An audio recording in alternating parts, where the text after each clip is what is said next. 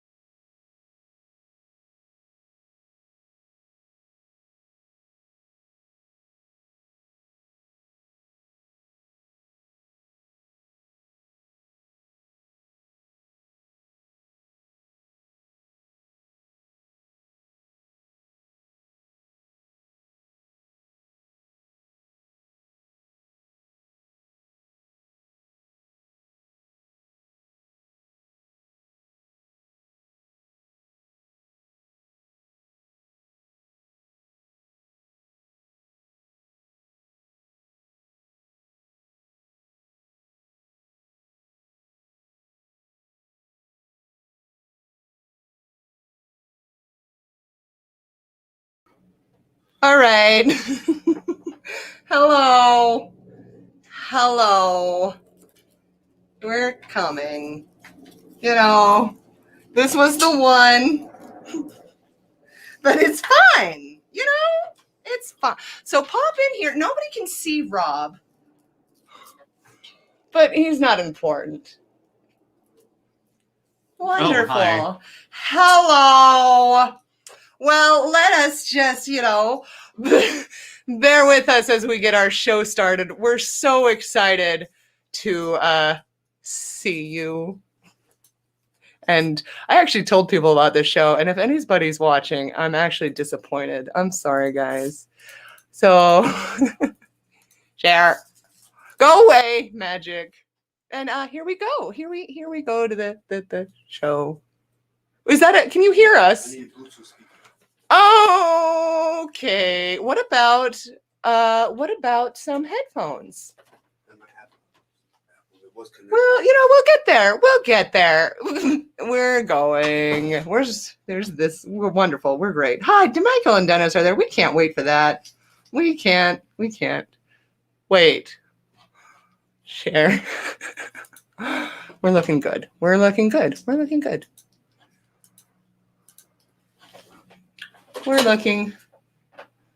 Am I? Oh. Add.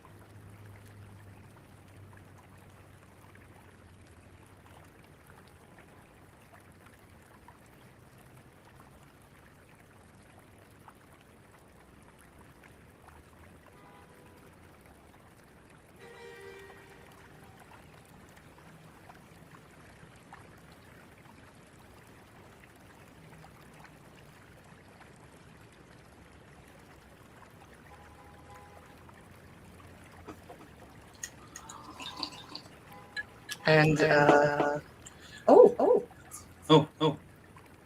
uh-oh. Hmm. Oh, wait, hold on. Shit. Uh-oh.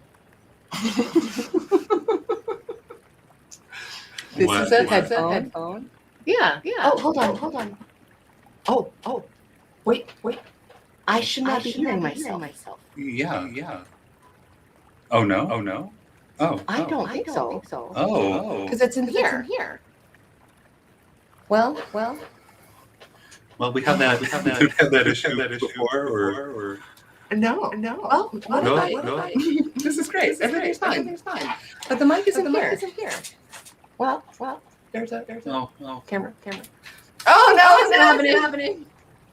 All right. The final 2, Oh. 1.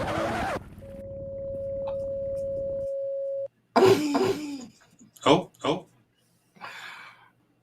Okay, just 1 second, we'll get our intro for you guys. We were just 'Cause we know how a much little. you love that. Yeah, we have the intro. We're just a little behind, so nothing. But this is live television, folks. This is live television. Sometimes Can we you get just gotta our? roll with the punches. Yeah. Can we get our please production assistants, please, to roll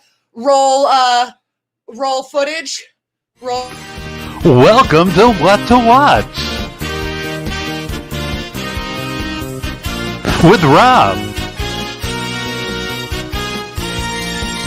and Melissa. Hello. That's the wrong one. Here's the real one, guys. Here you go. We're doing wonderful. Yes. Yeah, don't you worry. Here it is, and With your hosts, Rob and Melissa. Tonight's films are Children of a Lesser God and Mudbound. Tonight's special guests are Shayla Khanna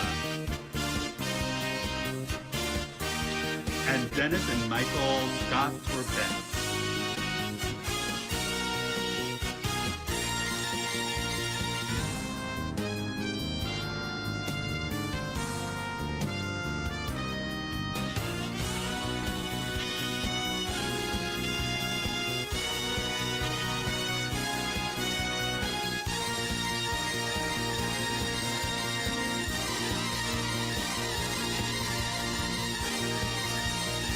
Okay.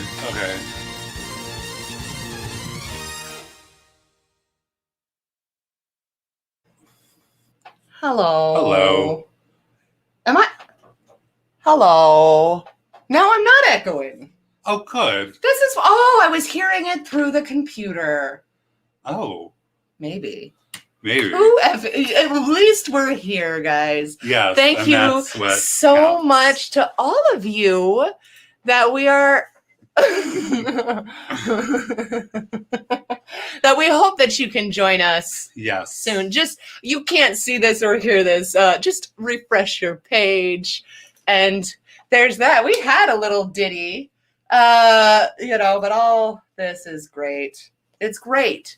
We'll get in touch on why we're so a little scattered. We did have we've been doing a couple different projects, but that doesn't mind. You don't care. Yes. Yeah, we're just behind. That's all. That's Perhaps wonderful. an assistant for Janet. Yeah, or would we be- just maybe hire somebody new. We'll get somebody like Philistine or somebody who can actually, do dumb shit.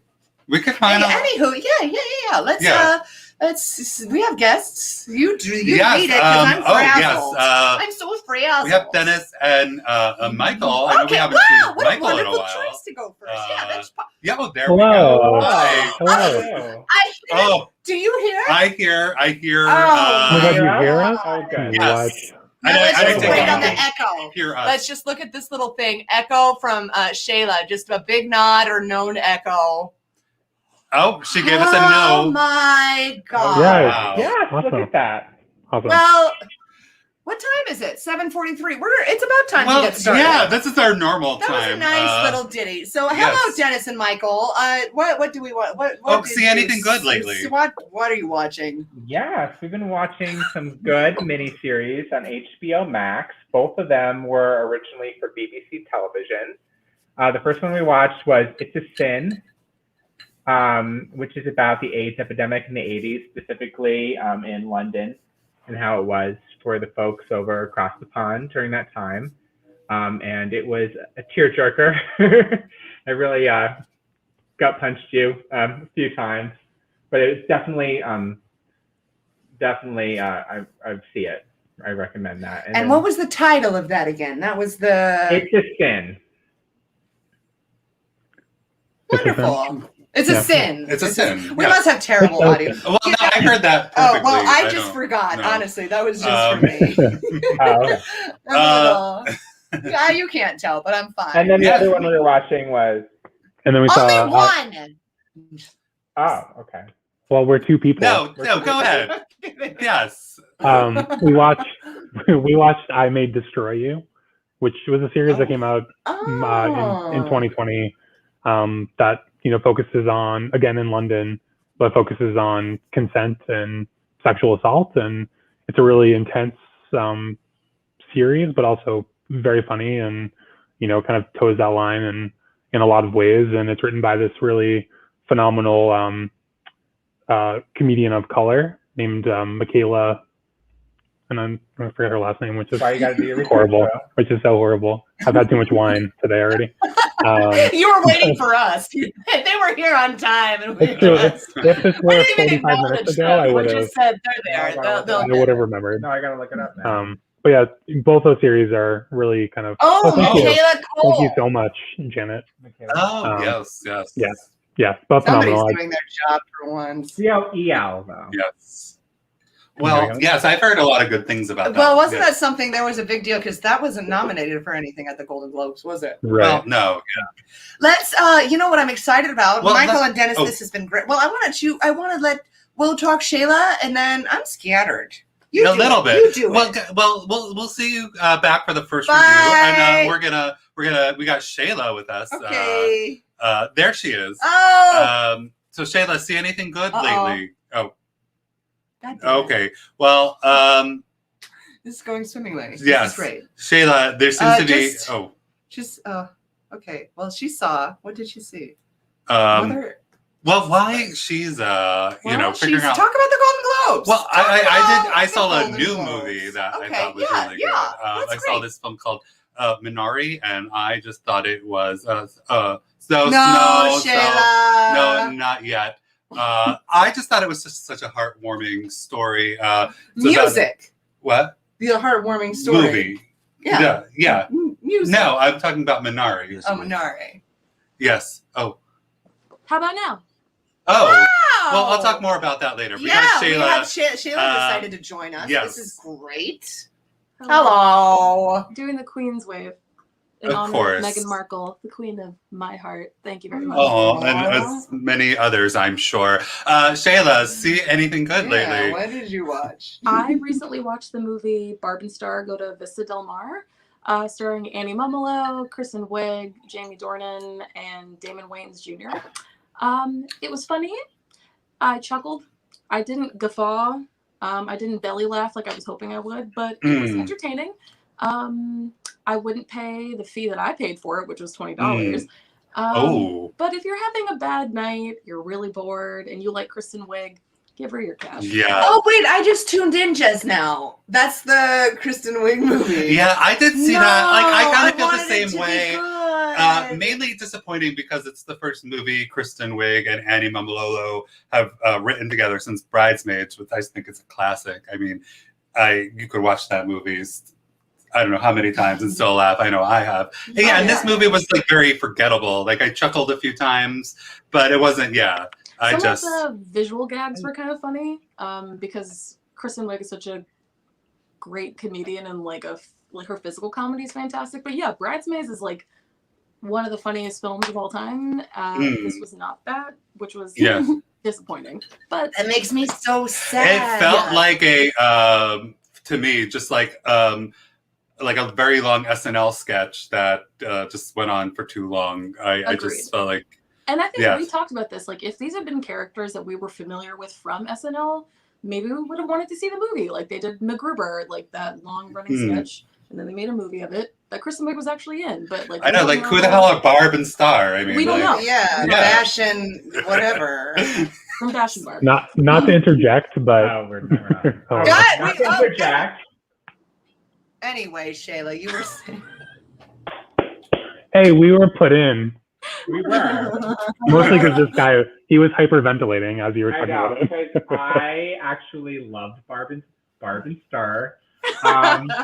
And I love Bridesmaids, and it's, again, one of those movies you can watch anytime it's on TV, and even pop a Blu-ray in anytime, and you love it. But it is not Bridesmaids at all, and you can't go into it expecting it to be Bridesmaids, because it is very absurdist, very over the top. But I felt like there were just so many fun moments in it that even though it's not cohesively, you're right, it's crap cohesively, but there's so many fun moments and gems in it that I was like living for it. Like agree with that. the opening with the kid on the bike, I was just like, oh, this is automatically a queer classic. Well, I don't need to watch it because Michael's doing it. Can we get a close up I'd again? rather watch him do it. Yeah. Michael riding a bicycle. Yeah, and then anything with Jamie Dornan in that movie and the musical numbers, they were just so fun. Like it was, you can't go into it thinking it's going to be, Bridesmaids, because it's not a cohesive story. It's very I didn't think it was going to be like Bridesmaids. I just didn't find myself laughing all that hard, which was surprising because like Kristen Wiig could like make eye contact with me and I'd find it funny. But although I did find their appearance at the Golden Globes one of the highlights of the Golden Globes. Yeah. Oh, good. This is a wonderful transition into what we always wanted to talk about. Let's bring up Rob. Oh, yeah. Golden. Yes, Golden. you watched the Golden Globes too. I did. Yes. And what did you? well, real quick, what did you think about the technical? Well, I think aspect? it just started as good as we started tonight. Or any other night. Or any other night. For I that think matter. actually, we did. We're on the same. I feel like honestly we could have done it better. I feel good to be able to say we're on the same professional level as the Golden Globes. Yes. So, but I know that you watched it. But then again, that's not saying much. There was a background. There were a few little highlights. Shayla actually took notes and things. We did. The first thing I observed, was clicking? Back. Okay, it's probably fine.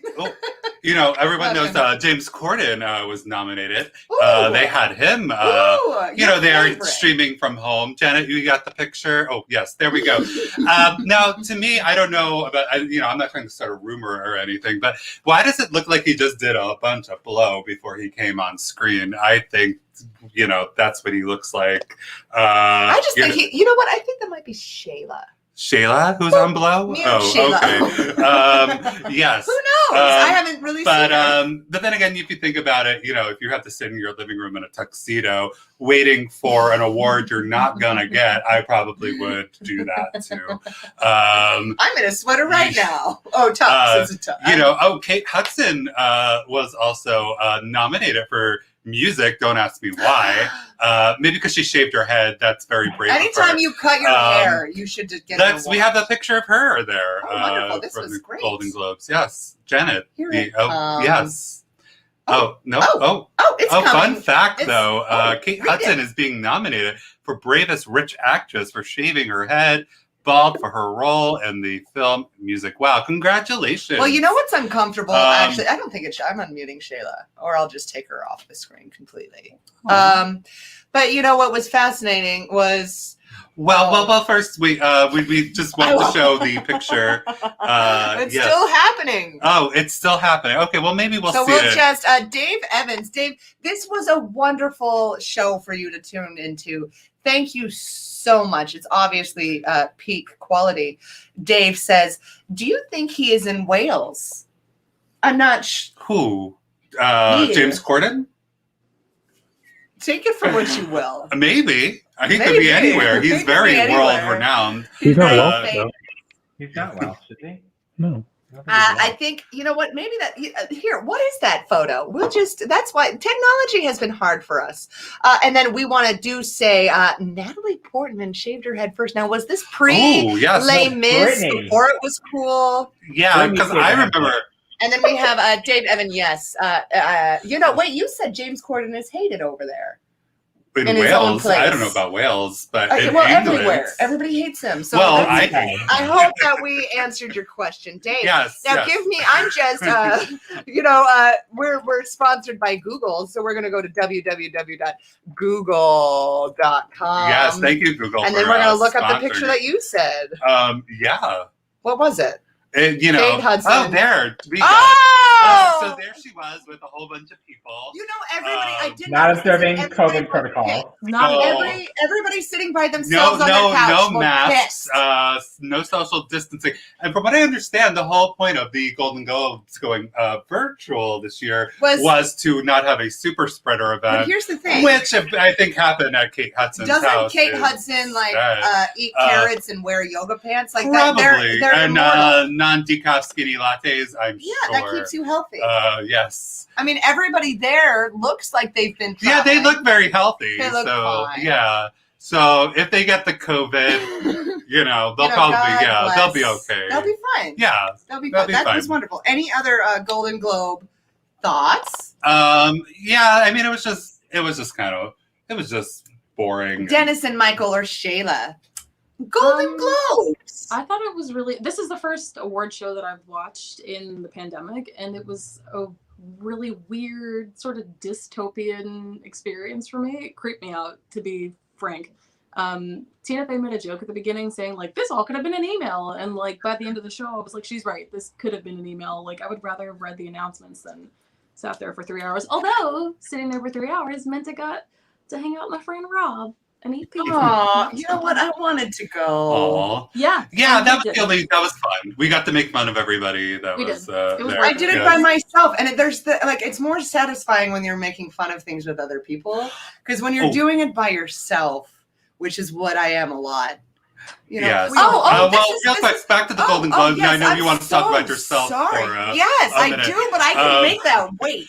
That can Also, wait. I have to say, shame on whoever the announcer was when Kevin Bacon and Kira Sedgwick came out to present an award, because they were just like, and here's Kevin Bacon. Oh, yeah. And then, When like, his wife and was then they just, both like, come out. literally And it's like, a prop. okay. I feel like she's like just as famous as he is. Who yeah, is? just Kira Sedgwick. I don't know who she is. Oh, can Well- I have can I tell you my Kira Sedgwick story?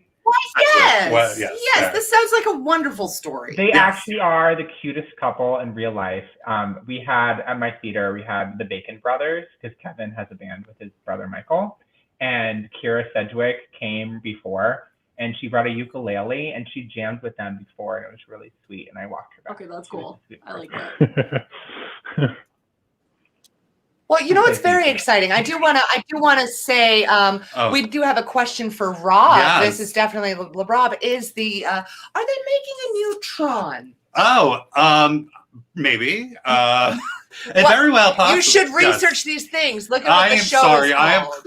am honestly That's unprepared embarrassing. tonight, as you can see. And then we do yes, I am have this is embarrassed. kind of a guiding question.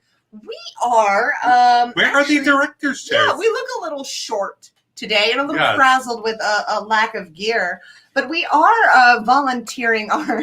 This sounds terrible. Our expertise. Everybody was like, "Wait, what is that? That's not real."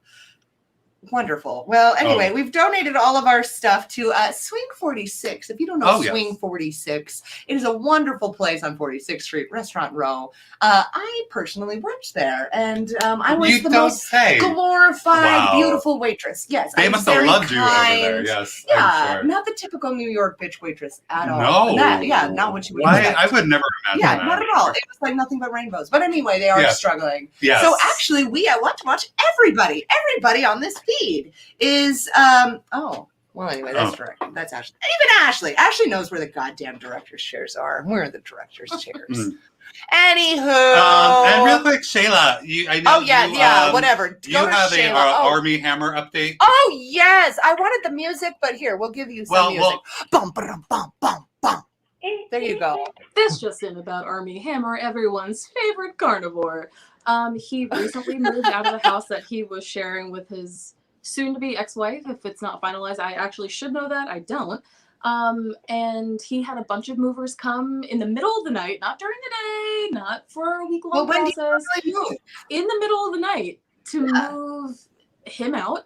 And what was left behind was a mannequin that had bondage around it. And according to page 6, Armie Hammer used to follow a shibari account on Instagram. And shibari is the art of Japanese like rope bondage, which is actually really sexy when it's consensual. It's like a really cool art form. But Armie Hammer is not known for consensual or cool art form. So right now this is, I don't know if he was being facetious leaving it out there or if the movers were actually like, oh fuck, this is evidence. But yeah, that's Well, what here's was the behind. thing. Like, what else do you do with a mannequin at 2 a.m? Like, like, what are you supposed to do? I don't Anything. know. Take it but to your new tell me. house. If you want evidence, though, search the fridge. Oh, that's an excellent place to start. That'll be the next The freezer. update The on freezer. Shayla's Freezer. Armie Goes in the Hammer. freezer. The best part is getting a lot of Armie Hammer. I don't even know who this man is still, and Shayla is Really? really good at keeping us updated. I don't know Yes. if I'm Oh, like, it's been fascinated so by the devastating to story, me. but No, I'm fascinated. I am. I'm hooked. I'm hooked, and I had to look up his ex-wife Elizabeth. Yes. Elizabeth Hopefully they'll do the Chambers. mini-series Yeah. for it, and then Armie Let Hammer, the musical. Yes. Wonderful. Yeah. That's great. Yes. Yeah, and we'll review it on what to watch. 50 Shades yeah. of Armie Hammer. I'd Oh, watch that. yeah. I That's would. a good title. That's a 50 Armie 50 Shades of Hammers. Army. I would pay a lot of money for that. I would. Yes.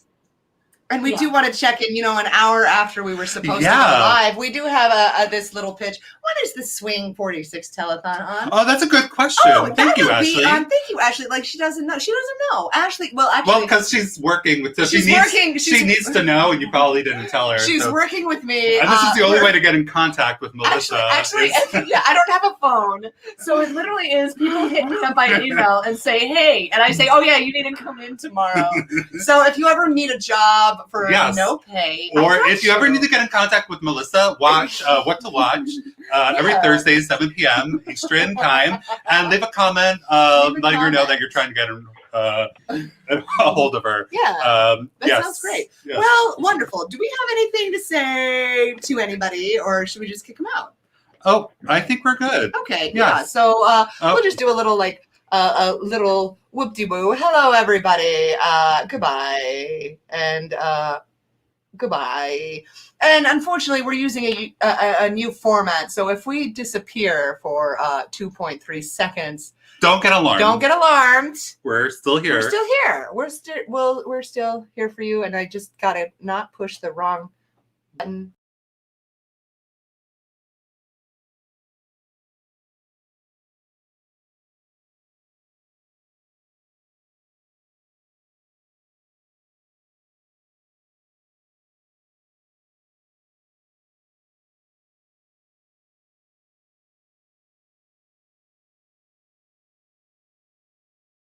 William Hurt as an innovative new teacher at a school for the deaf and hard of hearing in New England, as we'll see in this first clip here. So he's a speech teacher, and the school he works at, they encourage their students to speak.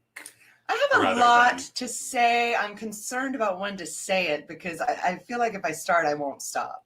Oh, okay. So that's my contribution to this clip here. I think that was Mhm. adding to, Yes. this nostalgia. Oh, he soon meets a deaf young woman played by Marley Matlin, who works as a janitor at the school. She's a very bright but reclusive person, as we'll see in this next clip where they meet for the first time. Yeah. And he's saying, So- "Hi, I'm a big old big, and I'm here to fuck your life up." Mm. That's part of my review. Oh, That's okay. a little bit of I just snuck in a review there so that you can tell. Mm. Yes. She just wants to do her job in peace. Yeah. I could teach you how to speak. And she said, "Who the fuck are you To tell me what to tell me?" Gee, that was quick. No touching. You don't want to speak. Mm. Oh, And that's sign language again. I gotta learn that. And he's just given up. Oh, no. yeah. So there's okay. Oh, Is that too much? yeah, but it's okay. We'll let this I forgot to. edit down Obviously, these I was distracted, clips, so but we could just obviously, talk I mean, about how creepy. I wasn't planning on showing her this solo dance scene was. but Well, good. We but can you add, want to see it. Yeah, because Well, it actually is when I first got anyway, pissed. Oh, good. So Carry her on. tries to help her break out of her shell by offering to teach her how to speak, even though she has no desire to. Despite this, there is an undeniable attraction between the two, as we'll see in this next clip where they're on their first date. Yeah, there's an undeniable attraction. She's like, Well, they in are her own- attracted to each other, but like, you know. Dude, that's so creepy. He's creepy, Rob. I need you to see that. Hmm. Well, oh, Ooh, it's a message. we got a There's oh a god, they're message in the probably middle saying of what's the the in the middle of a show. Wow, we are sorry for that. Turn your sound off, please. I'm this- watching this- this man. This is a live show, and we are sorry. Turn off your messages. So yes, this scene it seems to be going It's on a still little too. going. All right, so but you know we didn't mean to give like. I mean, he's still, but like, look, it's Okay. just reaffirming the pushiness. Hmm, What was the scene? Was it this? What are we watching for? I don't know. Let's just watch and see what Okay. happens. I forget. Well, she's still saying stop. She's saying and no. he's I still don't. saying I'm God's gift to women. She You don't know just what you're wants. missing. She just wants to dance. She just wants to. And he's like, no, you gotta say something. Exactly. Yes. You don't. You see No, I that. see that he's very pushy. Yes.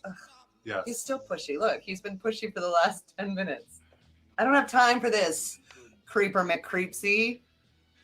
Oh, another can we mess- turn the sound off, Janet, please? can you check the message, please, and turn the sound off? Thank you. Obviously, you know, if you have a film that you would like us to review, we treat your film with respect and dignity and That it deserves. exactly. No one wants my help. That's Mhm. I think she's spunky. I think she's fine. She's also what? you can't do 25. Yeah. So Right. that'll just lead me into that review. Oh. Don't you worry. Still dancing. Well, I did good on my job. You sure did. I actually listened to this with no sound, which is probably why I had no idea what was happening, but I treat that as a skill Oh. now. Let's see. Where are we? Okay, so they eventually, move in together when their relationship begins to flourish and become more passionate. However, it's beginning to become clear to them that there's a disconnect between them. But I think it's really Just now? The disconnect is just now? That's odd.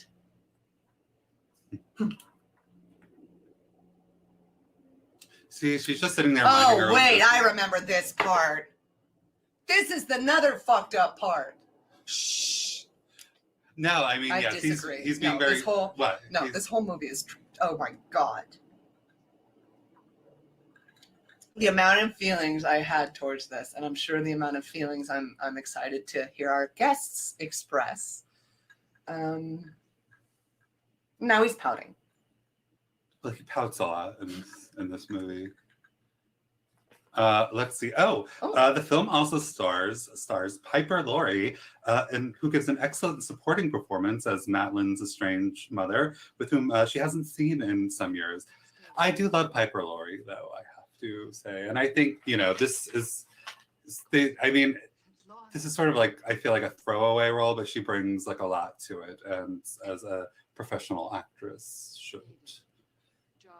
I have no This is the first time I've seen her, but I take your word for it. She was. She in, looks good in this scene. She was in great. Carrie with Sissy Oh, I Spacek. did like that. Oh, She was I in saw the that. show Twin Peaks. no. She was in the movie The Hustler with Paul Newman. She's done a No. lot of stuff. She's Oh, great. that's great. She's one I'll of my have to favorite watch. And actors. I love to stroke people's faces. Well, that's her daughter, who she hasn't seen in a long time. Well, she kind of dropped her, and now she's stroking a face. So I have a lot of Yes. problems with this movie.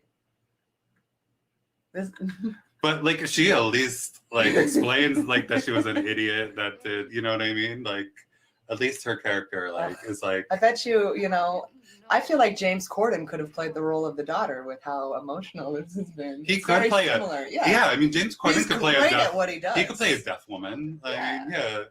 Why not? Maybe in the The remake. flexibility and the range of what we've seen from him so far is just tremendous. Yes. Though Oprah's very mad at him, I hear.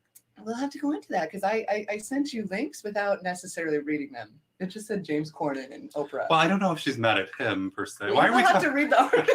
Why are we talking about Oprah right now? We just don't want to get taken off. That's right. So you might see we're talking a lot over these clips. It's just because so we don't. didn't make them. We didn't make So them. we don't, obviously we respect them, but we didn't make them. So And we don't want to they're get just, bumped. yeah, it's just on. But we'll talk about them. We did watch Yeah, them. we did discuss a few things that happened in them. Wonderful. Well, All right.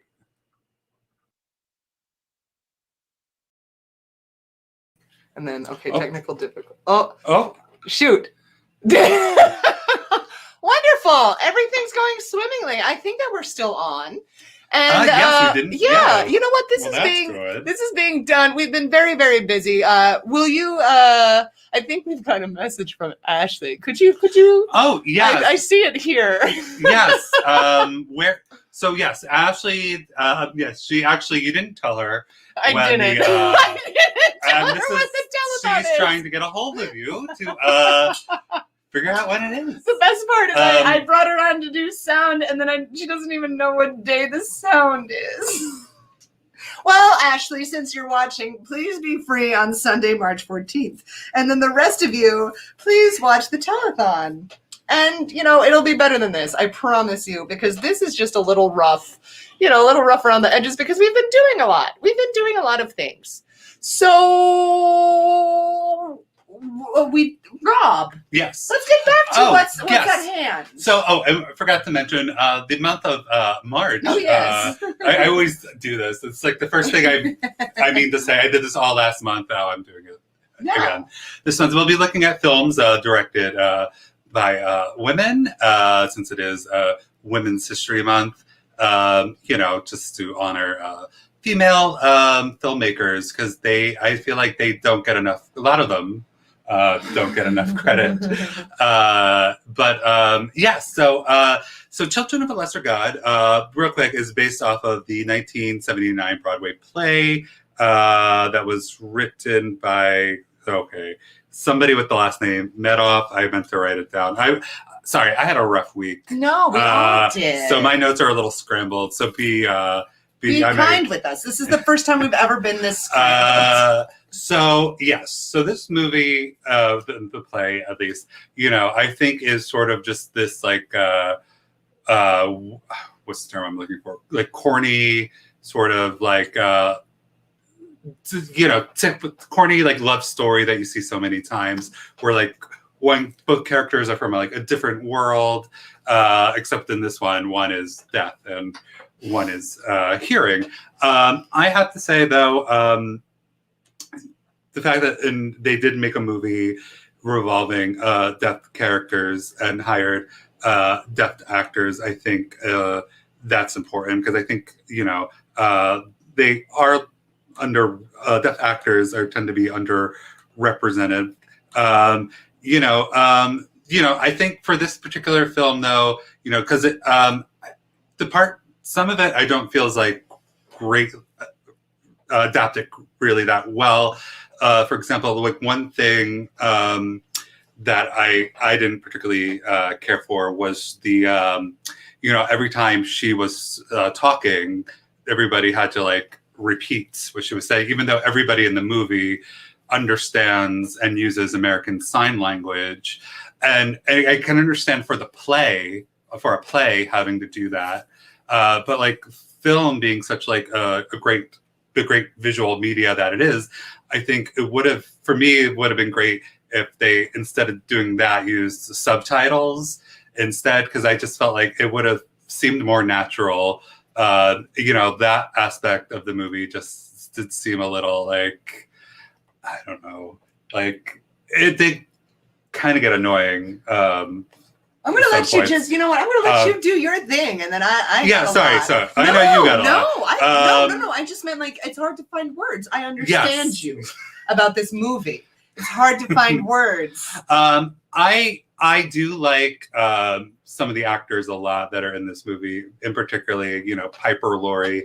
I think she's just a great character actor, as well as Philip Bosco, who played the principal. He's one of great character actors in film. And particularly, I thought Marlee Matlin really did give a fantastic performance. She did win the Academy Award for her performance. I think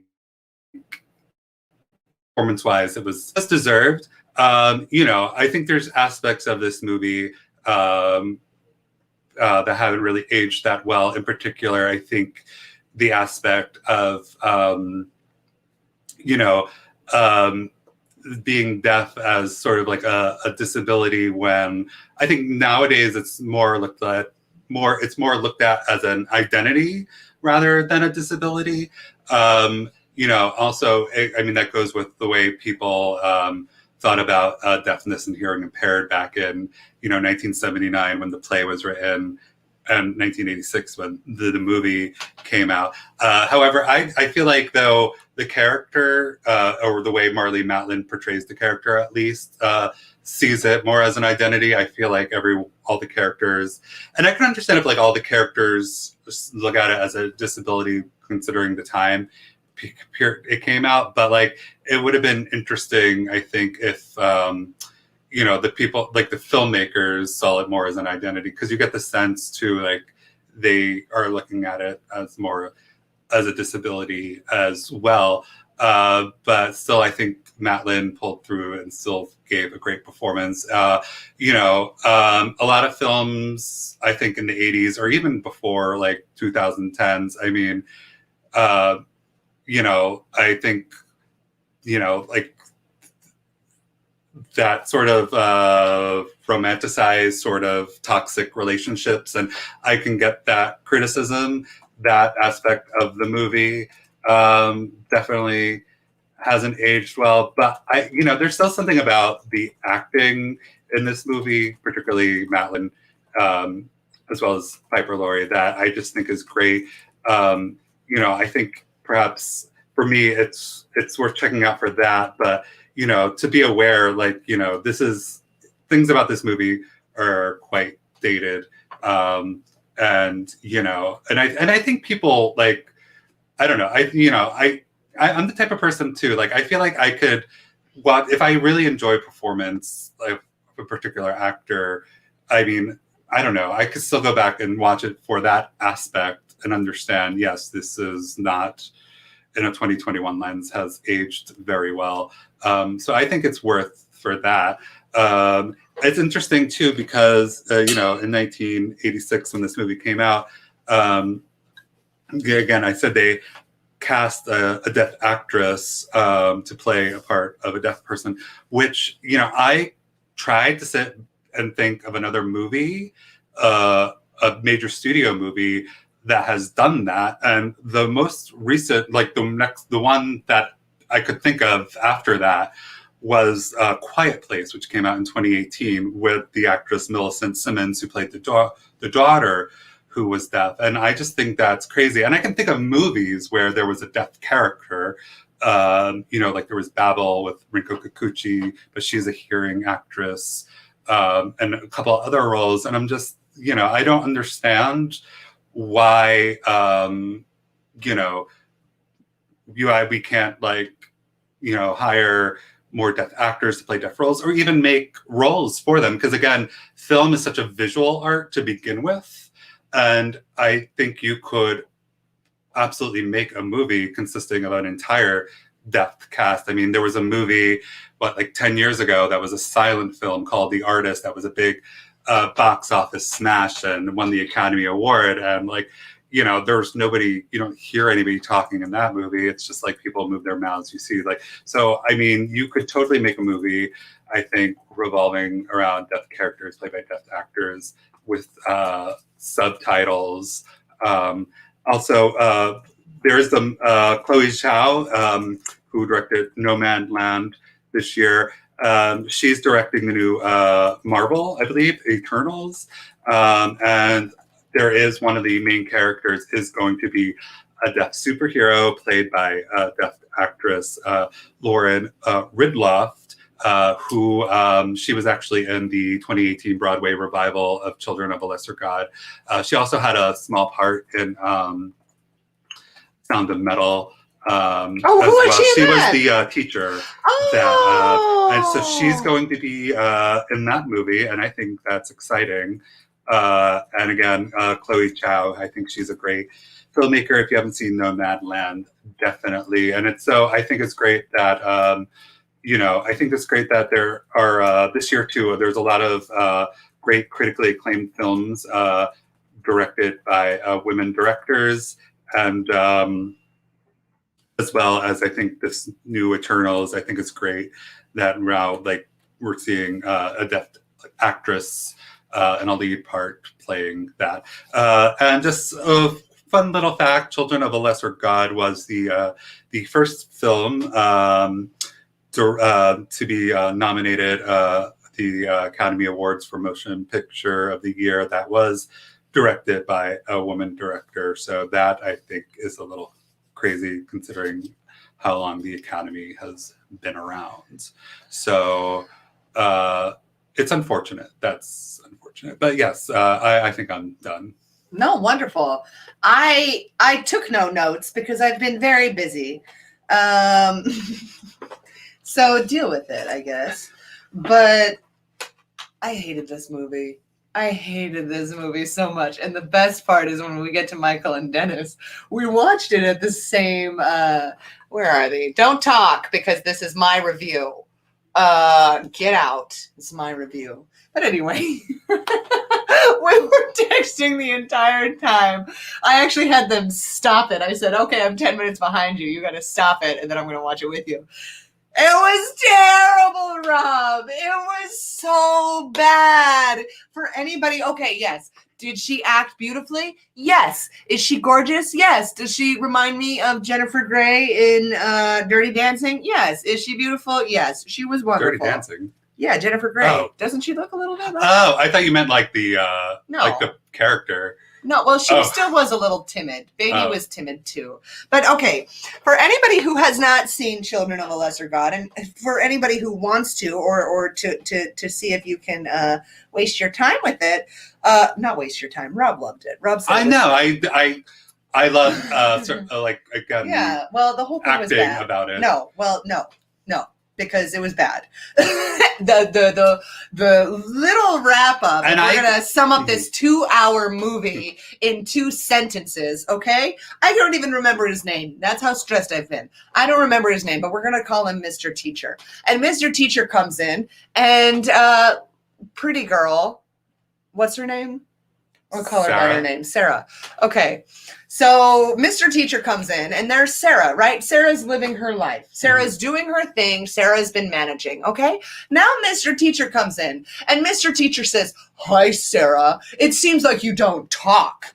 And Sarah says, "Yes, but I sign. I'm very happy signing." And Mr. Teacher goes, "No, you're not." And she goes, "I think I am. I've had a traumatizing past, and I'm 25, so I'm working through it. I'm not done yet." So then Mr. Teacher comes in and says, "No, I think you're ready now."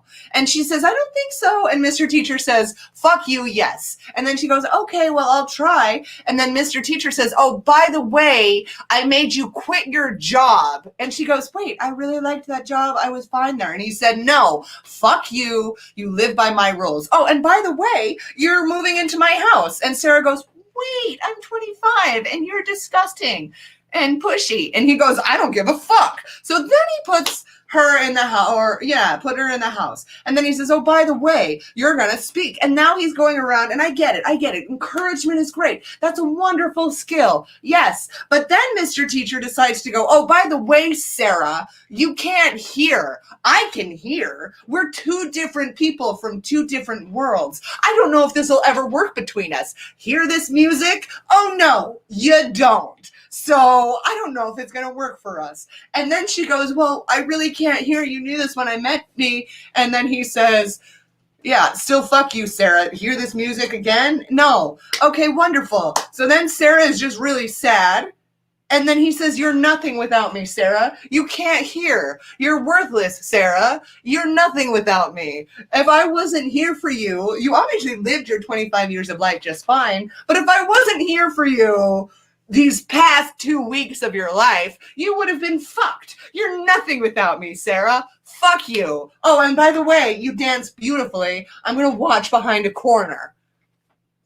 That was that. And then I'd like to also pop up this fun fact for the last of my little time, and I'll turn it over. But Dennis and Michael, as we were watching this, I want to show all our text, but it won't work. But I'm going to show you this.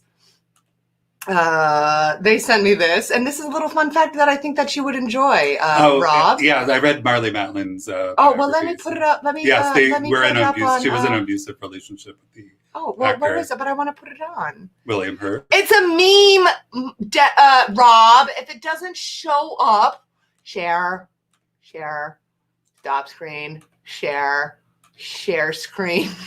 This is important to me. Facebook. No audio needed. StreamYard. Wonderful. You knew this already, but that's fine.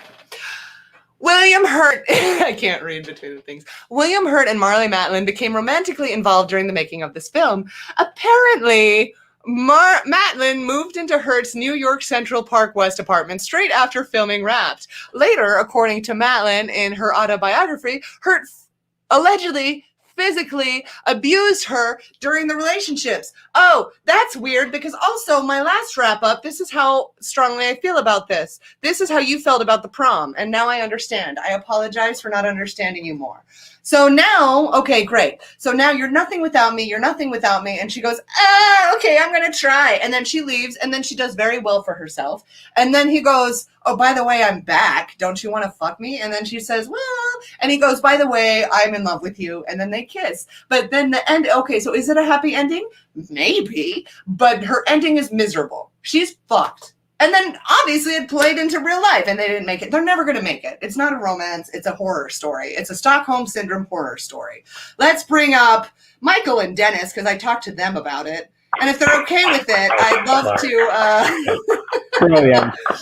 Brilliant take out of this film. I had to save it because Rob's like, what did you feel? And I said, there's so much hatred towards this that if I tell you right now, it won't be the same. So now he knows how I really feel. Dennis and Michael, we're only bringing you up first because fuck you guys. But whatever. I just feel like this movie is so patronizing to the deaf community and treats them like novelties. The whole scene when he was showing them off like a sideshow for the parents when they were doing that dance. And it was like, it looked like one of those kids can dance. Do you remember those little viral videos that was, Britney Spears without music? And then it's dubbed over where they're dancing and they're like, ooh, that sounded like that news. It was like, thank you for reminding me. And then I'll turn it over. I'm so sorry. I'm so passionate. This is the origin story of Mr. Schuester from Glee and his transition from life into Glee into the Grinch. Which, did you see either of those? No. Glee and the Grinch. Wonderful. Watch it. I recommend it for hate watching. I recommend it for hate watching. Michael and Dennis. I love hate watching. Hate watching is great. Wait, before I let my husband talk. Also, what's with the title? I read on IMDb that it's about it's referencing an Alfred Lord Tennyson poem. But the whole idea, like children of lesser gods, so basically they're implying that deaf people are of a lesser ilk because they come from lesser. It's just so patronizing. It just offended me. Anyway, you talk. I mean, we're all so angry. I love it. Except for Rob, who's like, yeah, I liked it. But Marlee Matlin was beautiful. I'm so glad that she won the Academy Award for this. Anyway. Yes. I mean, so my feeling of it is that if I didn't know that it was a woman directing it, I would have just assumed it was just another guy.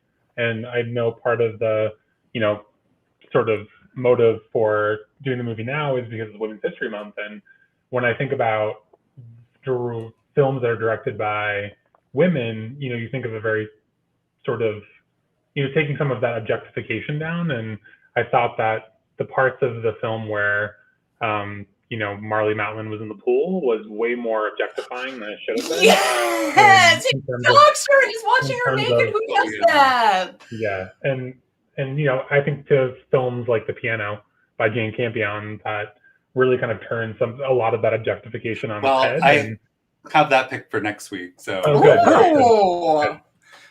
So I won't go too much into that, but I think the objectification part of it was definitely shocking, and really took me out of it for a host of other reasons too.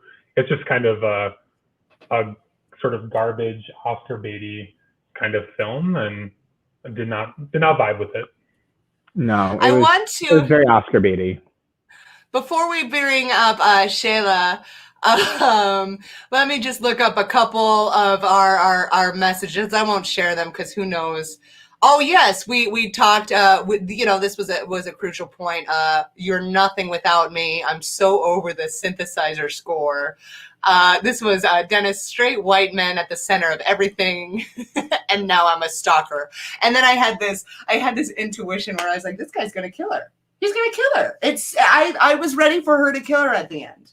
Like if I can't have you, no one will, guy. It was very Pygmalion, like taking this woman and making her what he thinks she should be, and exactly. She's like, I'm happy. Like, I'm working through it. And then doesn't she say, "Oh, I'm 25. I'm going to be alone." Bitch, when I was 25, I was just crossing my fingers and praying my bamboo plant stayed alive. Like, what was I doing? P.S. Marlee Matlin was actually only 19 when this is filmed. No, she's traumatized forever. This ruined a woman's life. Shayla. What did Shayla think? Uh-oh. Shayla can hear me. Hello, Shayla. What did you think? I'm so sorry, Rob. I'm team literally everybody else.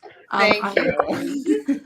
This seemed like an ableist white man's awful ableist white man's masturbatory fantasy. It felt very male gazy and very let me save you, and also criticize you need me. You need me, move into my house, let me tell you that the way that you're living your life is he never even asked her about the job. He just quit it for her. Yeah, that's awful. That's abuse. That's abuse. By any other it's a story of Stockholm syndrome. Kind of, yeah. I mean, I wouldn't even say that. I think she's just in an abusive relationship because Stockholm syndrome means you have to empathize with your captor. I don't even think it's that. I think she was just emotionally battered into submission, aka abuse. Yeah, this was a hard watch. I thought that but I loved it. Wasn't it a hard watch in a way that you were like, this is bullshit, and then you secretly love it but you hate it? So yes, that was me. No, I feel like I'm in a part a time in my life where I hate it, but I love to hate it. It doesn't work for me right now because I'm sensitive about, everything all the time, but lately just particularly vulnerable. So this was a watch that struck me particularly wrong simply because it was a young woman living her life, proud woman in the deaf community who was not allowed to be deaf. You need to speak. I want to hear you speak. And she's like, no, I want to sign. You can't make it in the world without speaking. Did we learn at Sound of Metal that you can sign? Didn't Sound of Metal said, you know what, if you want to sign, that's great. Yeah. That was the beauty of it. Sound of Metal was an amazing movie for a lot of reasons. I think something else that sort of struck me, I was reading just as reference, I was like, well, why did I hate this so much? Because the acting is really great. And, it got a lot of acclaim when it came out.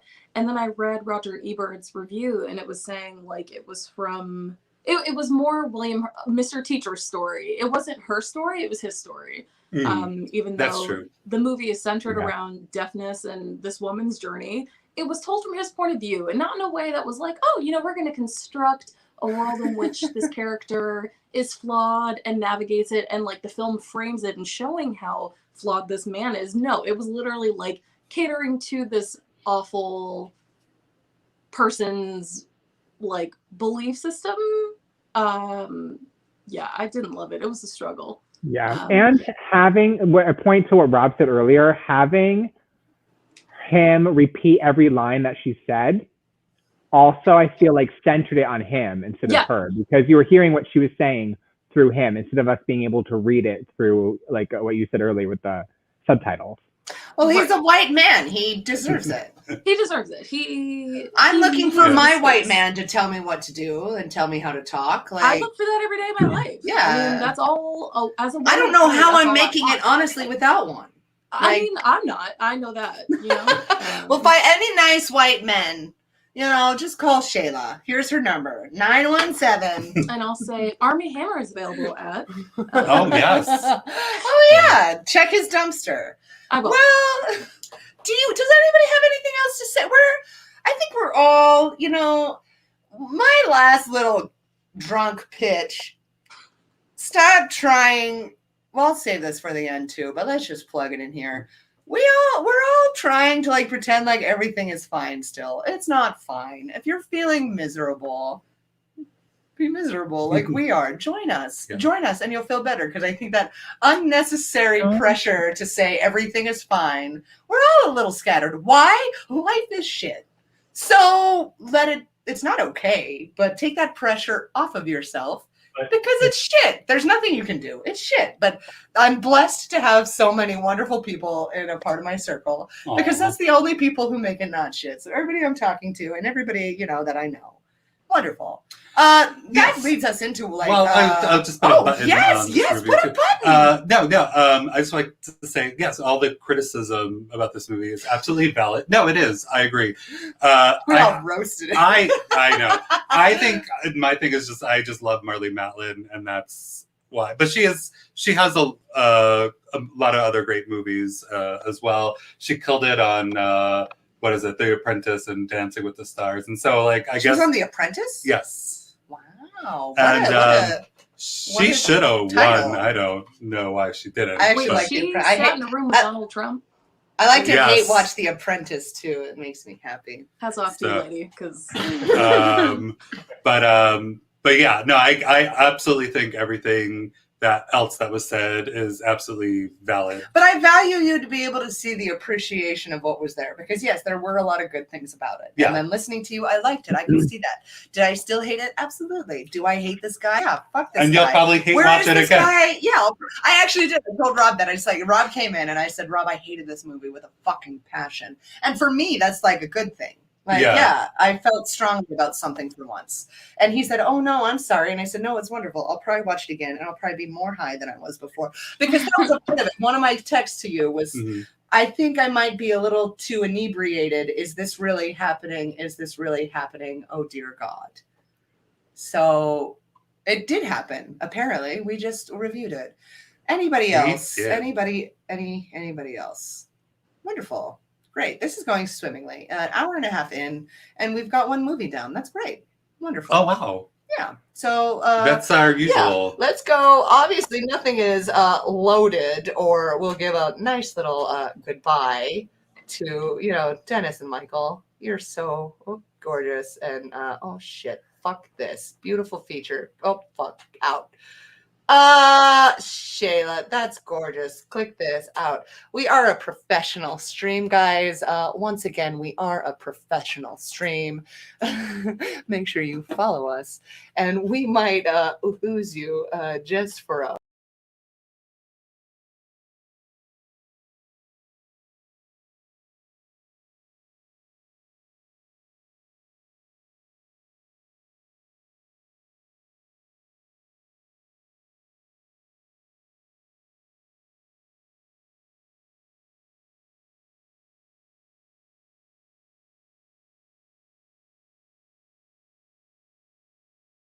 And by a moment, we mean two. So it's been about that. So I think I'm ready to get started.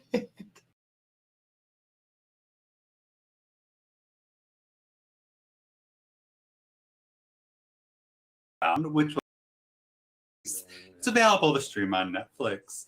The film tells the story of two families, one black and one white, who live on a cotton farm in the Mississippi Delta. Henry McAllen, played by Jason Clarke, owns the farm and lives there with his family, which includes his wife, played by Carey Mulligan, their two young children, and his father, as you'll see in this clip, where they first move in. Now, he wants to get rid of her piano because his father wants that room to sleep in. He doesn't want to sleep outside. No. But Well, here's the thing, though. What happens when you have company over? You need a piano to entertain. to entertain Your in your guest. shack. So she's actually very smart. To say, We're keeping the piano. yeah, it's like keep the dog, get rid of the person with the allergy. Happened Florence Jackson, played by Rob Morgan and Mary J. Blige, along with their children, are tenants who work on the farm and dream of one day of owning their own land. There's Mary J. Blige. She actually does give a really great performance in this movie. Yeah. She was nominated for an Academy Award for her performance. I was very shocked how great she was because she's never acted before, so I think this was one of her first films. So I was like, could she act? I don't know, but she really can. She can. And I'm surprised she's not in more stuff because I can't think of what else she's done. Well, this since was 2017. movie so. came out. So. And she's going to work take care of the children. He doesn't want him. Yes. He doesn't want her to, but that's how it goes. The two families manage to live and work together despite obvious lack of respect that Henry has for him as well as his family, as we'll see in this clip right here. So now he's in bed because he broke his leg, and he's like, "You got work to do," Right. blah, blah, or something along those lines. I mean, what? He took a day off. Yeah. Come So, like I've suffered through worse, and I've crawled into places of employment. mm-hmm. And he's telling him, "Oh, it's going to be a few more days before it's healed." And he's like, "Oh," and you said, but I need it now. Yeah. I need my shack. I need my shack swept. I need my, barn doors painted. Mm-hmm. Who's going to do that? Who's going to do that? Not me. I have shit to do. But yes, so that's where we are. Mow right my now. lawn. You're a farmer. You understand that? What else can you say? I mean, I don't know. he's not going to do it. He can't. Anyway, both families have members that are drafted into the war. They return physically uninjured, but both mentally changed due to experiencing severe war trauma. For the McAllens, it's Henry's brother Jamie, played by Garrett Hedlund, who goes to war. When he returns home, he turns to alcohol to drown out his symptoms of PTSD. He also has to deal with his extremely racist father, not thinking he's much of a man since he didn't kill any people face to face when he was over in Europe fighting the fight. You gotta give him that death. You stare. gotta, yeah, you do before not just drop bombs and. Which there's a part of me that imagines that this is the Thanksgiving a lot of people had during 2020. Yes. Very similar in conversation and topic, I'm sure. I can't imagine. I wonder what they're eating tonight.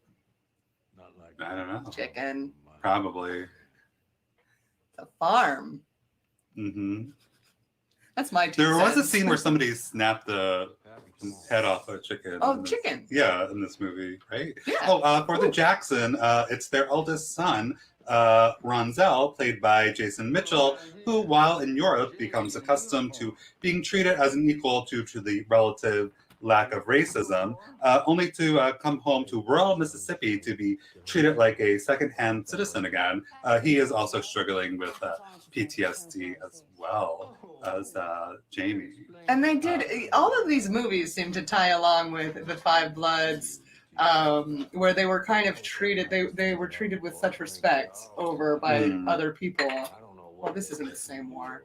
No, this was World War II, Oh, so God. Well, history. I learned a lot. about another what? But you know what? He was treated very 20 well over years there. before. So coming back to this is they display.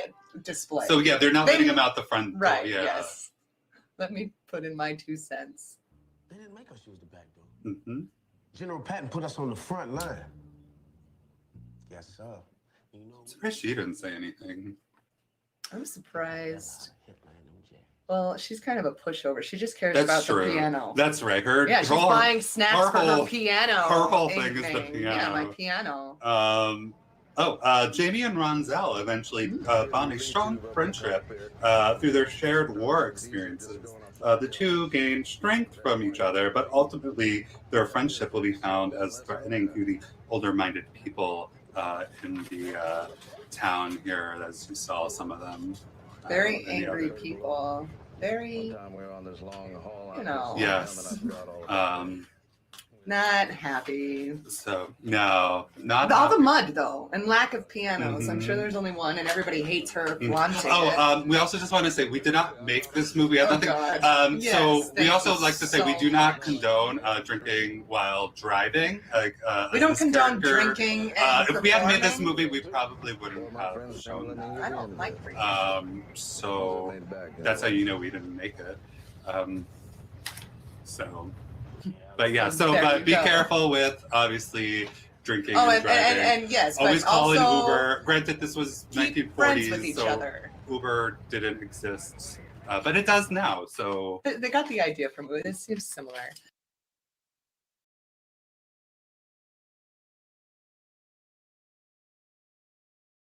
Mother effer. Okay, we're back.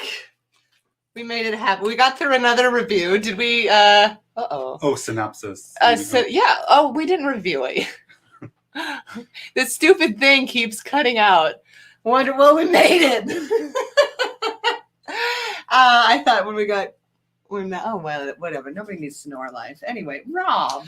Yes, real quick too. Mudbound is based off of the 2008 book of the same name that was written by an author called Hilary Jackson, and Dee Reese also co-wrote the screenplay as well as directed. Watching this movie, there's a lot that goes on in this movie and a lot of themes that are discussed. And watching it, I could have imagined another filmmaker doing it and having it just be a mess. But there's something about the way that Reese adapted it that it just flows really beautifully.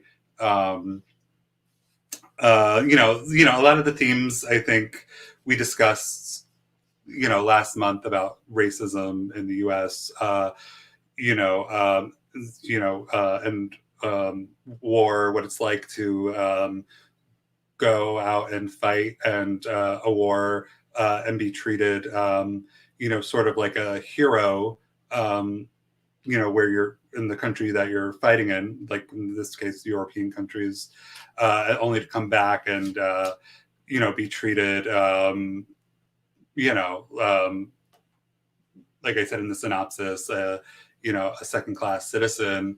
That was also, a theme discussed in The Five Floods as well. But just like on a filmmaking level, I just thought it was I just thought it was great. Like, just beautifully well done. I like how, I like the characters having their inner monologues. I thought that was another thing that I think helped a lot, too. I thought that was great. I could see also, too, if somebody tried to, like, adapt this movie.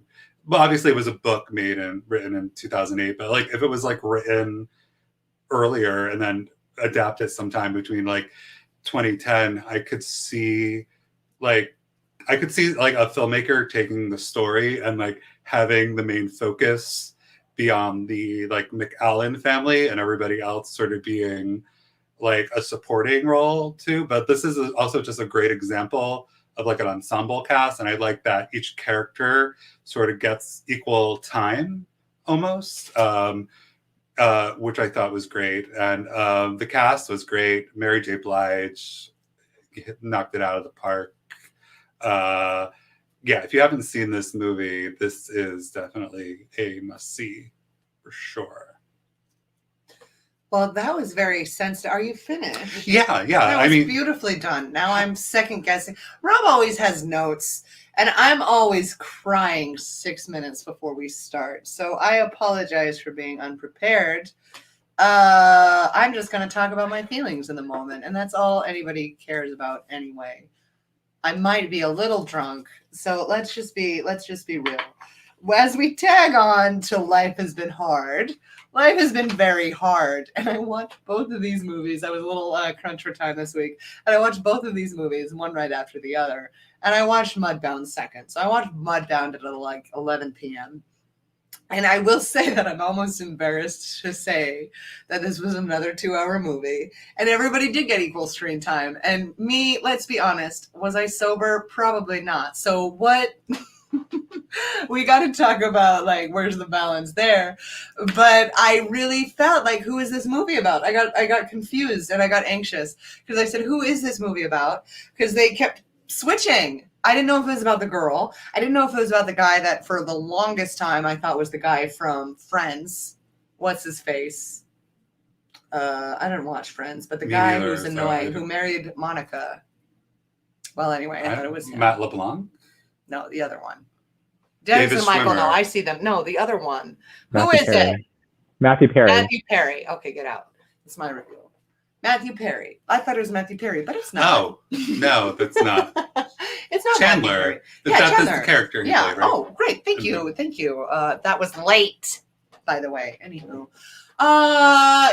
So I didn't know who the movie was about. And let's be real. You're late. I've had a bad week. So when I was watching this, I already had watched Children of a Lesser God. So I was already in hate mode, right? And then I watched this. And then I will say I was biased. And I was like, who is this story about? What's happening? Why am I watching this, right? And I went through all of those emotions. And then the last 20 minutes smacked me in the face so hard, so fast, that I was so confused. I never saw it coming. And then I felt like a major asshole the entire time because the ending was, I don't know. I mean, I guess I saw it coming based on the movies we've been seeing, all February, based on what we've seen, discrimination and the people who are friends with, people that people don't like back in those times. Like there's all of those factors, but I just felt like it was an hour and 45 minutes of buildup and then 15 minutes of, if you didn't like this, we're going to make you feel guilty. And I felt guilty. But it was great. At the end of it, I felt great. And then I just felt like an asshole because I hate watched it up until the end when I was like, uh-oh. So great. That was my review. It was good. I mean, the whole thing was good. But I'm biased. So can I talk about it? I don't know. I was a little out of it. So it was a beautiful movie. The whole time I enjoyed it. And then the last chunk of it, I don't know if I've ever been so slapped in the face by it. Well, I probably have, but I was slapped in the face by this ending. And I said, oh, shit. So Shayla, that's a good intro to Shayla. Shayla, I felt like shit. And whenever I say that, let's bring Shayla up automatically. She makes everything better. Hi, Shayla. That's so kind of you to say. You're welcome. You follow that review if you can. So I think I mentioned this sometime during Black History Month that like a lot of these kinds of films I tend to avoid depending on what's happening in the world, depending on what's happening in my life. Not because they're films not worth watching, because that's absolutely not true, but because the subject matter is so heavy and it's so personal. I actually really enjoyed this movie. I didn't think it was perfect, but I thought the performances were really strong. I thought it was really interesting to watch the framing of PTSD, one in men, and two, across racial lines in such a horrible time in the world, in such a horrible time in America. Mary J. Blige, I feel like, needs to act all the time. Like, on top of being a fantastic singer. But you told me she's not an actress. Did we talk about it in this show? No. Or not ever? It doesn't surprise me that she was such an excellent actress in this, because the last thing I saw her in, and I'm not sure if that was her first movie role or like her first major movie role, was in one of the Tyler Perry films, I Can Do Battle by Myself. And I watched that when I was 20 years old, which was not recent. And she was pretty good in that. And that wasn't a great movie for a lot of different reasons, but like she was fun to watch. But I didn't expect to be so. No, that's not true. I didn't not expect to be moved by her. I didn't expect to be moved to this extent. If you're a fan of her music, then you know that like her emotional wells run deep. Like her accessing whatever she accessed to play this character, that's not a surprise because she's fucking awesome. I thought it was a really great movie in the sense that, like, yeah, it did show a lot of like sensitive subject matter in a way that was really moving and powerful. But like, I don't know if I can see it again. It was hard to watch. I feel like talking about it now, I become very inarticulate because I feel like I'm just having like an emotional response. It's hard for me to like articulate my feelings, but I enjoyed it. I would recommend it as a film that like everyone watches once. And maybe no more than that because it's hard to sit through. Oh my God. Now I wish I didn't say everything I said. Well, because you and Rob You're said a it bad so person, beautifully. Melissa. A little bit. I feel like shit No. about it. So it was boring until I felt like a dick. No, I can see why you said that. I thought it was. I was kind of just like, tired too. I mean, that's not an excuse. Yeah, you No, were but like, working yes, hard. I mean, it's not an excuse. but Yeah, it was it's a lot. Like I television. crammed it in. I I felt think like you really have to. I be wish I aware. watched it with a. Oh, so sorry. Oh, no, you should. I wish I. Let me tell you how I feel.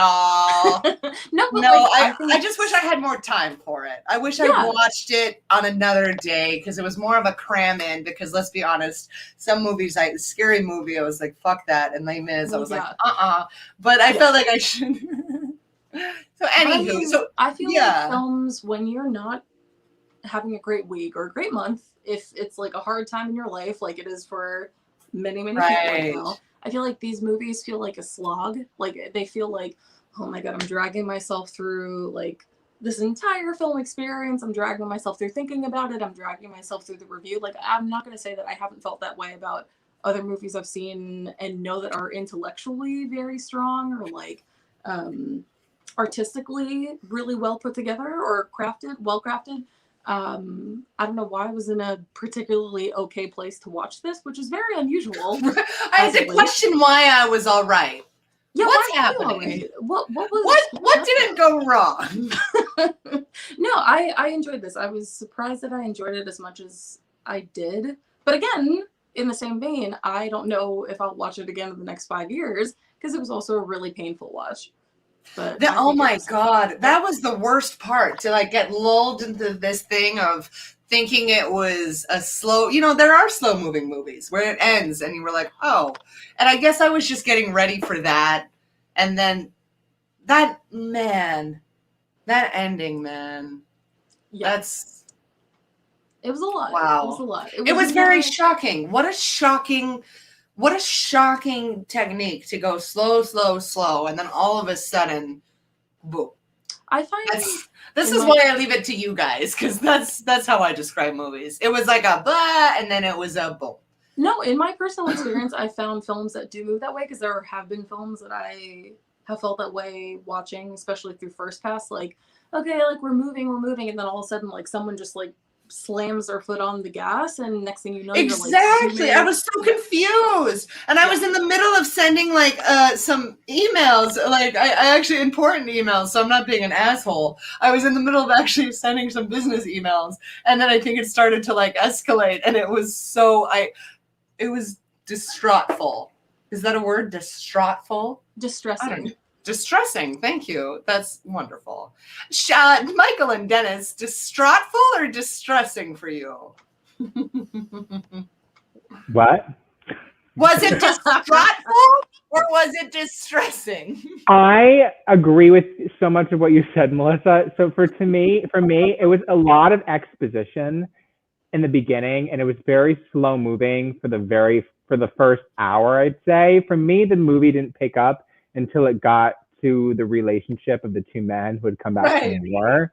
And you got this idea of like their PTSD and them bonding, and Ronzel and then the other guy who you thought was Chandler, who I don't remember his character's name, but that was the heart of the film, and that was the whole story of the film. And the whole leading up to, I didn't care about Carey Mulligan at all. And it just felt like a really long. Oops. Oh, that's sad. But this is a good shot, so let's make sure we. he's, he's gonna he's gonna love me after that. Oopsies. Well, they had to say. Wow, Melissa. If it were me, I'd be. Yeah, they'd be probably mad. No, I guess I could write My that. hair. Oh my God. That's sorry. okay. Let me just, fix. You froze. Click, click. You froze. It's okay. You still look hot. All misspelled. Oh, they're gone. Oh, are they coming back? Oh, they're gone. Well, Shayla, talk about it some more, and they'll come back. Or Rob, if you had anything to, they'll come back. I'll tell you my favorite Mary J. Blige. Well, one of my favorite Mary J. Blige songs. So this makes me think of okay. There's a song that she put out when I was in high school called "Be Without You," the Kendi remix specifically. Like whenever I think of Mary J. Blige in the second half of my life, I think of that song because like in high school, my friends and I used to like pretend to like grab anything as a microphone and like belt it. But yeah, no, again, I say all that to say like Mary J. Blige as an artist, her story is not like this, like the story for life was not like a cushy, like, oh, I was like, just like a really privileged kid and like fell into fame and it is what it is. Like it didn't, I guess I would like to just remark on her performance. Like her music reflects her ability to express herself emotionally and obviously her deep talent. But I thought this movie was also a really exciting preview of hopefully what's to come. I want to see more of her acting. I want to see more of whatever she wants to do. If she wants to like come and splash a drink in my face, I'll take it. But that was one of the major highlights of this movie for me was seeing someone that I love as a musician play a character that means something to me culturally, historically, and it felt really, really personal. I thought she did a fantastic job, and the nominations that she got, I think, were absolutely well deserved. I wish she'd won all of them, personally. So, Rob, I saw you nod your head just now. I'm assuming that you agree. I do agree. Yes, very much so. But yes, we see that. Dennis and Michael are back. They're back. Yes, We're back. Yes. So please, yes, let's pop them up on the full screen there, and yes, please. You left off. I'll let Dennis talk. I said my piece. I just felt like it was a slow starter. It's great. It's worth it for the last, like 45 minutes. But for me, it was a slow starter. But I didn't appreciate the story it told at the end. Okay, anyway. Yeah. I think the film did a good job of sort of capturing the generational trauma that existed for both people of color and even in some regards for white folks who were coming up. And I think a lot of the exposition buildup was capturing a lot of those sort of pieces of it. And then when World War II hit and these two guys come back from that experience, which in a lot of ways rattled so much of the sort of lived experiences of folks, and in a lot of ways in that experience equalized it for folks of color and for white folks who were coming back. And then that sort of harsh hit once they did come back, and that a lot of that bullshit of racism really sort of came flooding back. And so I think it did a good job of capturing that. And then I think in a lot of ways it did a good job of centering the experience of women at the time. And like we've talked about, the focus on Mary J. Blige and in a lesser extent Carey Mulligan, but the sort of lived trauma that they were dealing with day to day in different ways, of course. And I think the power of Carey Mulligan dealing with that woman who kept coming to her property was also powerful in some ways, in just showing the sort of lack of power that Carey Mulligan had and the powerlessness sometimes that she felt, which I thought was interesting. And then like we've talked about already, you know, the harshness of the end of the film was definitely jarring, and you know, pulled it all together, and would definitely urge people to see it just for It almost that. lulled you into a false sense of security, maybe. I don't know if that was on purpose. You know, to kind of be possibly, like, hey, we're kind of boring. Oh, wait. I don't know. Anyway. Yeah, I think there's something to that in the sense that, to be honest with you, okay, so the film, Jordan Peele's film Get Out, I saw that in theaters 3 times, on like before many viewings at home. But I say that to say, the very first time I saw it in theaters, I remember sitting through the first like half hour, 45 minutes being like, okay, who cares? And then all of a sudden, same thing. Like, it did lull you into a false sense of security. I thought, like, oh, okay, like, it's just like this black guy, like, visiting this white family. Like, it's going to be hard for him. And then eventually I was like, oh my God, I will never be the same again, and haven't been. Which I think is a good thing after watching that movie. But I do think that's a valid point. Like, it did kind of lull you into a false sense of security. Like, okay, like, we're watching racism in America. We're watching, like, you know, the effects of World War II on these poor men. Like, we've all seen this before. And then it just goes it gets worse than I think I could have imagined. Which it feels like it had to have been intentional. There's no way. There was no action in this entire movie. And also, just to touch on the Get Out portion of your statement, when I saw this black guy going to visit the white girl's family, I went, oh, fuck, immediately. there was no, oh, that might be fine. That was like, uh-oh. You saw Get Out. You went to it. Yeah, of course. Yeah.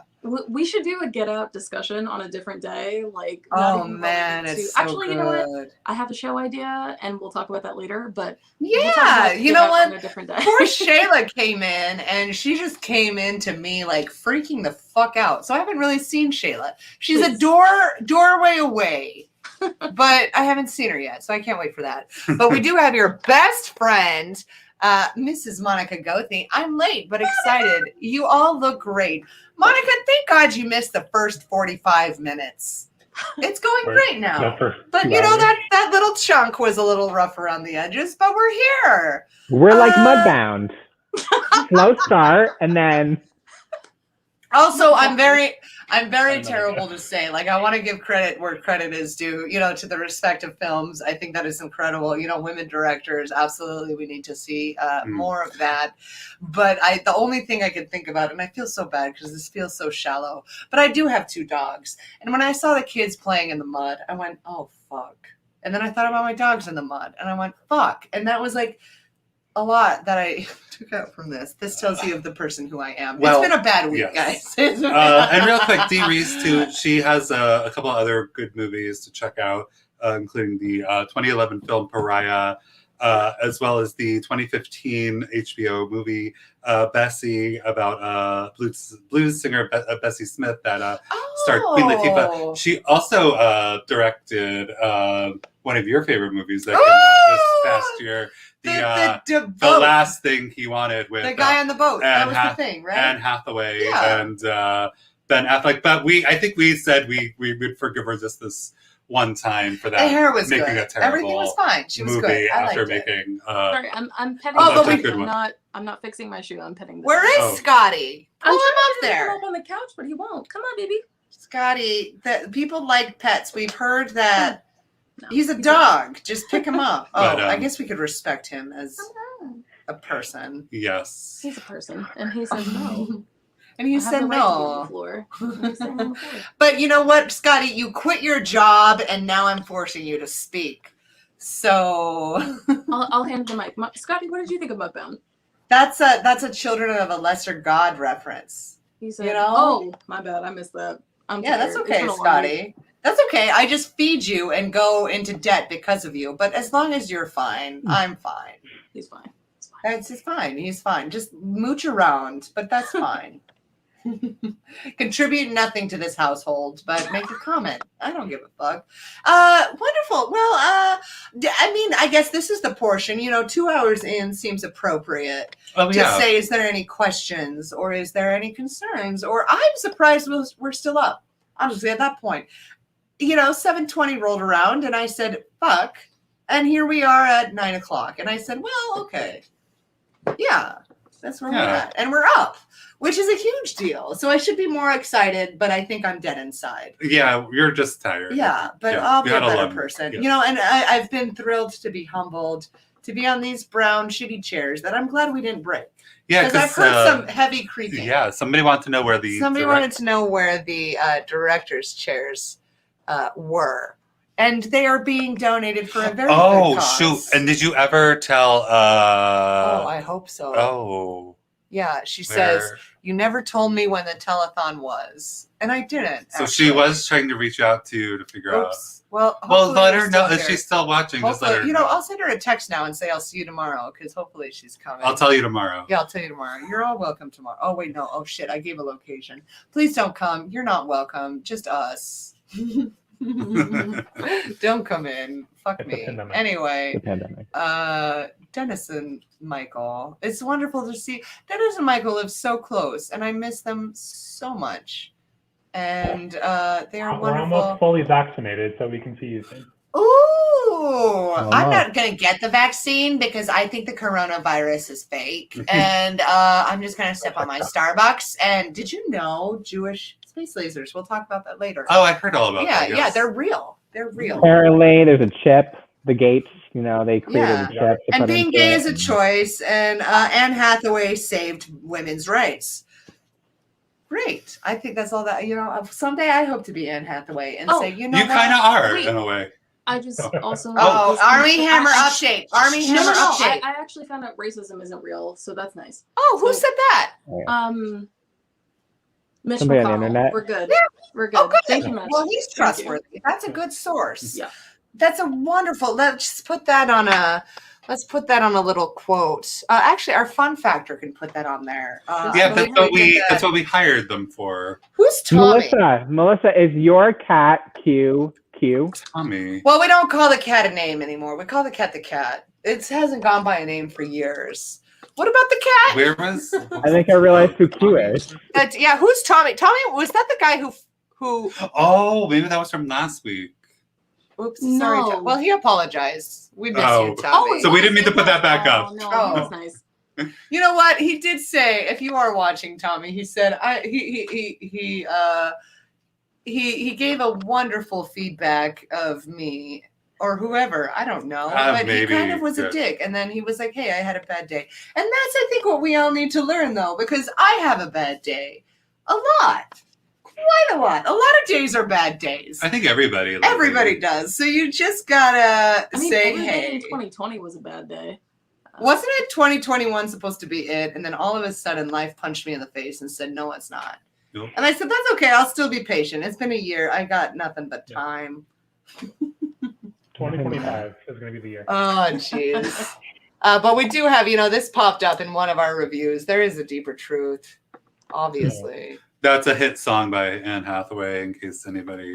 Annie Hathaway. Oh, whatever, Annie. Thank you. And at this point, we're just. She said anything but Anne, so. Anything but Anne, so call her bitch. Miss Hathaway, if you're nasty, I love how the progressive. What show is this anyway? Wasn't there strong, and then we're like, "Fuck it, it happened." Thank God it happened. That's wonderful. Wasn't there a protest about Anne Hathaway?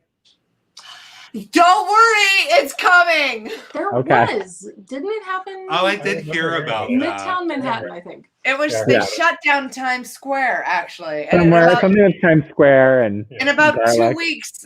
Because of the garlic allergy community was upset. Well, the witches that wasn't even nominated for a Golden Globe. Why wasn't that? The witches. That's the big upset. Everyone's talking about, I don't know, the Five Bloods and this and that. Yeah, what about the Nobody's witches? talking about the witches. I mean, this was a huge thing. Yeah. And I'm going to get an email because of this. So, whoopsie. But hopefully I'll get a Golden Globe for it. So, whatever. Yeah. I'm white. We have a chance. Oh, no. That's true. No. Why is everybody so quiet? It's like they're saying this is a 2-hour show and 2 hours is not worth my time. What else are you doing, people who aren't working? Well, only an hour and 45 Oh, that's true. We minutes. didn't get It's started till still low time. 7:30. But what are It's you going doing? on 2 hours. Spending time with family? Spending time with people? Fuck you guys. Uh, This is exactly the mood I went in watching the movies I watched. Shayla. I think I've said everything. I think that's it. You know, one day we'll have close to this say. show that's not uncomfortable. You know, we'll just close it in a way that's like the show's over instead of like, I don't know, are you done? All right. And I think that's it. Are you done? I think so. All right, everybody. I'll see everybody at some point this weekend with masks. Don't worry, we're all safe. Dennis and Michael, give them a little feature. You're so beautiful. I'll see you Sunday. You know, the address is www.liza.com. Liza. Liza. We have beautiful, beautiful Shayla. You know, thank you, Shayla. I can't wait to see you for the first time today. You've I know, been we're here gonna hug for for like 6 20 hours. minutes. So I know, yeah. with masks on. With masks, naturally. And here's, oh my God, here's us again. Here's this plant, and then obviously those plants are all dead. But the fish is fine. Did we do a fish update? Not this. We'll Fish do one next update, week. Shayla. We'll do one. Oh, Here well, she she's comes. not by all the ready, fish but she's bowl. ready for it. She's can look at it. Look to your right, Shayla. but the people No, can't. How we That just, doesn't matter. We trust Shayla. We've got to trust somebody in this world. According to my sources, Yup. we see the fish is hanging out in the far left-hand corner of the tank. He has told me We've got personally Janet that there. he's Let's doing put well. Janet on the camera for the fish. Can we get a Okay. close-up of the fish, please? You know, Janet, it's been close up. It's been a long day for the fish. You know, it's Thirsty Thursday, and you know he's looking forward to Oh. drinking with his friends. But he seems to be taking a nap before his epic night out. And based on Where is reports of what he? was doing last week, Hello? upper left-hand corner to the back. Can you see him? Janet, can you Oh, go in he's a little with his closer? bill. Okay. Oh, good. He's saying hello. Let's And show the he's bill contacting me DJ. now. He's coming I'll towards the clean that camera. tomorrow. Yeah, he's He like, said he's happy to be here. He's grateful to be alive. And then he said, "I love future children of the happy St. lesser Patty's God." Day. And no, he said he hated children of the lesser God actually. But he does wish you a happy And then does early he St. have Patty's any- Day. Does he have any input on what else we've talked about music? I know that he's been wanting to see music. He said that Sia deserves whatever ass beating is coming to her. And that's all. Really? I'm just surprised she didn't get a Golden Globe. And then Scotty, is he still by your feet? Fuck it, Scotty, let's you still show wanna feed everybody. Scotty, if we There could he get a goes. comment from you. Let's get a comment, Scotty. Scotty, I Unfortunately, contribute Scotty more said to no this comment. house. All right, Scotty said fine. no comment, so That's great. I'll just feed you and have you be worthless. That's wonderful. Let's throw up Dennis and Michael because now it's just awkward. They're just kicked off and we're talking about the dogs. So that's great. I think we're done. We're done. We're done. We're done. Boop. See you later. Liza. Oh, Liza. Shayla got kicked off. Oh. Apparently, the no. Shayla is in this. Oh, but she can see with audio only. Shayla, say Audio goodbye. We can still hear her. Goodbye, Shayla. No, we can't. Hello, and we made it. We made it. That's all you can say. We made it. Looks Kisses. like we made it. We made it.